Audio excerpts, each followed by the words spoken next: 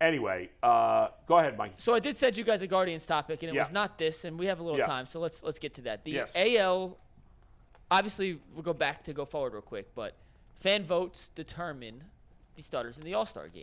Oh. And did you spill on yourself, Bull? I just spilled water all over myself. Yeah, not too bad.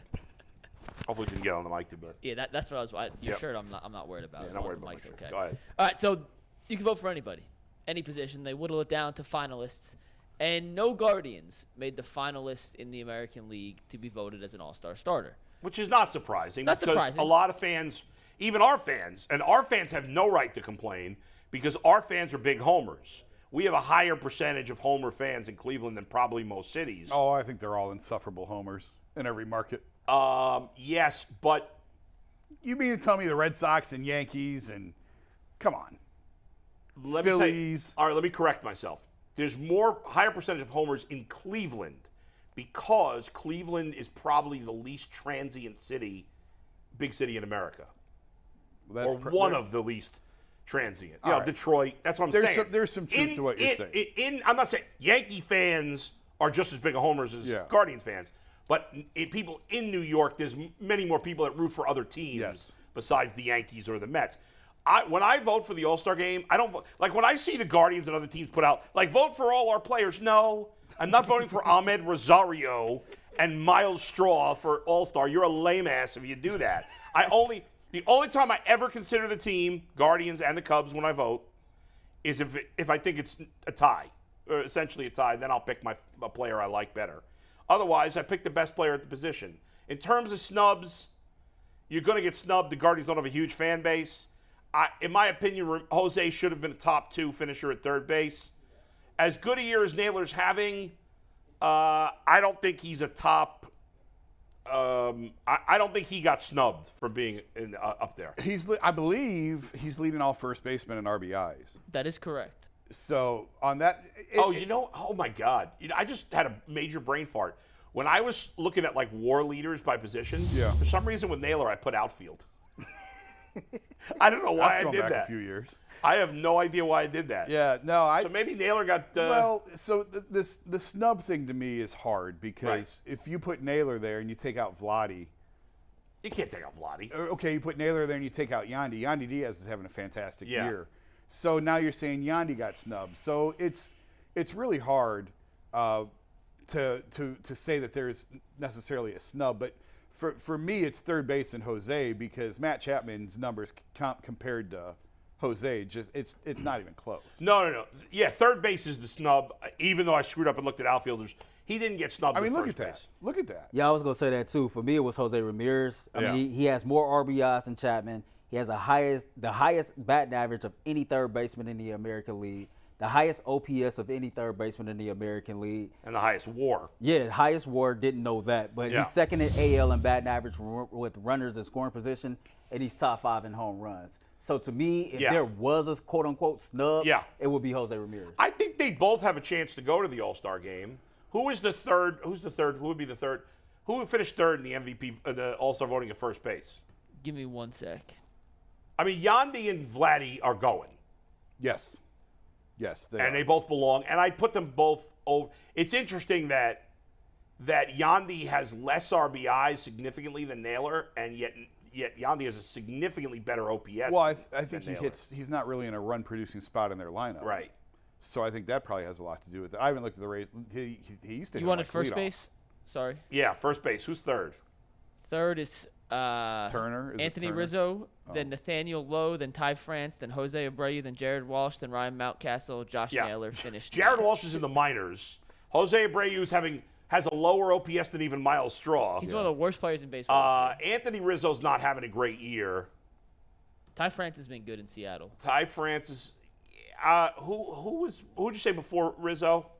Nathaniel Lowe. He's not having a good year, is he? The Rangers are good. They got a lot of votes, but yeah, I don't think he's having a particularly Rizzo's great going to year. get there because of the Yankees. I mean, the third base thing, it's laughable. And Toronto's massive. Like, it's a massive city. We know that because of votes. Jose's going to be on the team. Is he? Are we sure? Well, who else you got at third base? Is it Josh? Devers? What's his name? Josh Jung? Rafael Devers? He's a young player. Josh Young's a rookie. Yeah. He's having a decent year. Devers, Bregman, Isaac Paredes of the Rays. Not a lot of third basemen. I mean, I hope Jose's on. I still think there's a chance. Guardians are only getting one. I think it's a very good chance. Clase is going to be on the team. And he could be the one.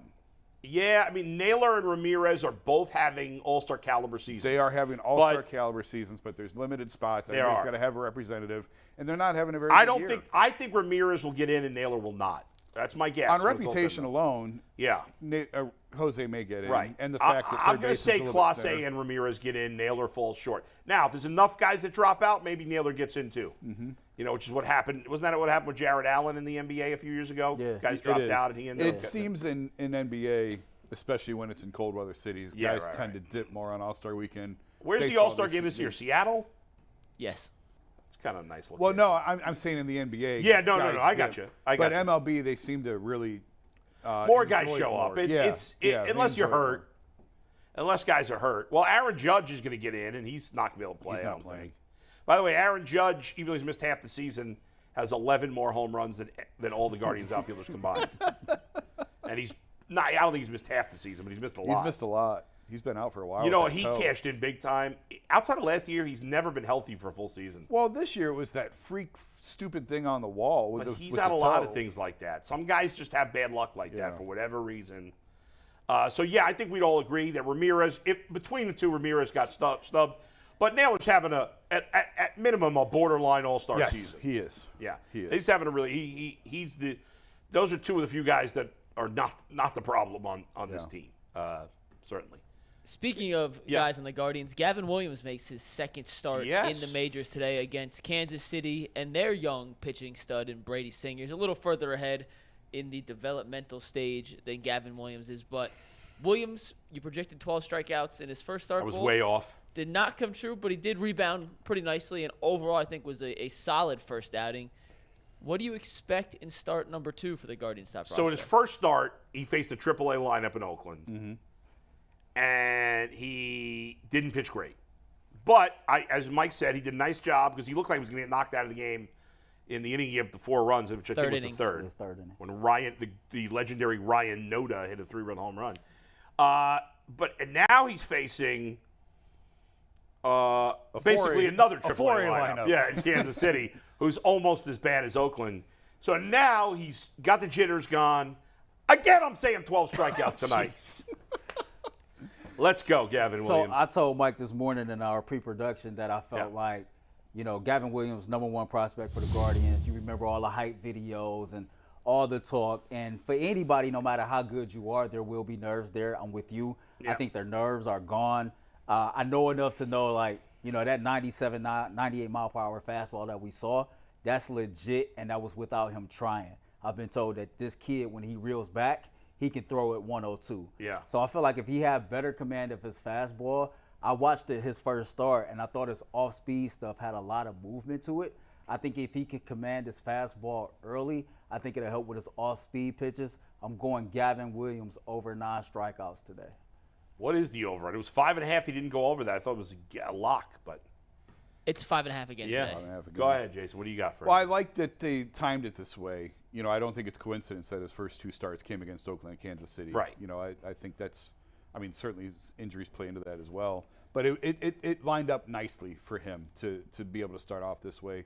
Earl, you're right. He can throw harder than what he showed. I was a little surprised that he was 97, sitting 97, because he is more of a 99, 100, 101 type guy. So, we should see that. And it sounds insignificant, but it's massively different. Mm-hmm. Even 97 to 100, 101 is a big difference to these guys. And I expect him to be better. I thought Will Brennan made a terrific catch in his first outing that really sort of settled things down a little bit because he was on the ropes. He was getting knocked around a little bit, and then Brennan made that catch, and it just seemed to bring the temperature down in the entire stadium. I was there for that start. And I expect this is he's not going back. This is it. He's here to stay. Barring something catastrophic, he's here to stay. And it's something to look forward to. It's exciting. By the way, his third start will be against the Cubs at Wrigley, which will be maybe a little nerve-wracking to pitch at Wrigley Field in your third start. And then his fourth start against the Royals again.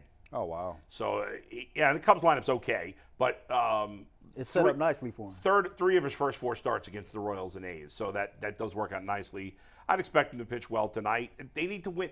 They need to take advantage when they swept Oakland. They had a bad weekend against a mediocre Milwaukee team, and after they play the Royals, they got 6 straight. The Cubs are playing better lately. They've won 11 of their last 14. They're playing much better. Their Cubs pitching has been really good. They're tough at Wrigley. So 6 games in a row against the Cubs and Braves. The Braves are the best team in the National League, maybe the best team in baseball. And then is the break? Is that going into the break? No. Then they got Kansas City again after that, and I think that's it. They got a 4-game set here against Kansas City after Atlanta. So they got to go like 6-1, minimum 5-2 against Kansas. I guess they don't have to because the division. The Twins are still in first place at 500. They're 40-40. Yeah. Has an under 500 team ever been in first place at the All-Star break? I would say no, and they might not be. The Twins still have 2 games they're playing the Braves right now, right? I think they just wrapped up a series with the Braves. No, they played them yesterday. They play them today. I know they played last night. They play them today. Yeah, series rarely ends on a Monday. That's unusual. I look at Gavin Williams. I really believe that he's going to be solid tonight, but for me, I think it's about the Guardians going out there and putting some runs on the board early to kind of help his confidence. And if you pitch him with a lead, I think he'll be okay. I think he's going to be okay regardless, but it would be nice to see the Guardians put some runs out there. It seems like more often than not this year, whenever you have a quality pitching performance, the offense can't seem to back it up. So that's fair. By the way, here's the Twins schedule before the All-Star break. So, again, you never know, but I think they'll be under 500 going into the All-Star break. Jason, they got 2 more with the Braves. Then they have a 3-game series in Baltimore. Then they play the Royals for 3. Then they have a 4-game series with Baltimore at home. So, 9 of their last 12 before the break are against the Orioles and the Braves, 2 of the best teams in baseball right now. So they're very likely to be under 500. And the Guardians are 3 games under? 37-40. So let's say they go 6-1 against Kansas City. That would put them 2 games over, which means to be over 500, they'd have to go 3-3 against the Cubs and Braves, which they can do. So, there you go. They got to go 8-4, right, to finish the All-Star break. Essentially, yeah. They've got a good chance to be in first place at the All-Star break. They have 13 games left, so 3 against Kansas City, 3 against Chicago, 3 against Atlanta, then 4 against Kansas City, right. So 13 games before the All-Star break. Yeah, let's say they go 6-1. So if they go 9-5, would they be over? Yes, they would. They would be over 500. So if they went 6-1 against Kansas City, they could even go 2-4 against the Cubs and Braves, and they'd still be over 500 at the All-Star break and probably in first place, which is, it's remarkable that this division is so bad. Yeah. What do you think, the team that wins the Central, do you think it's going to be the Guardians? I do. You do. Jason?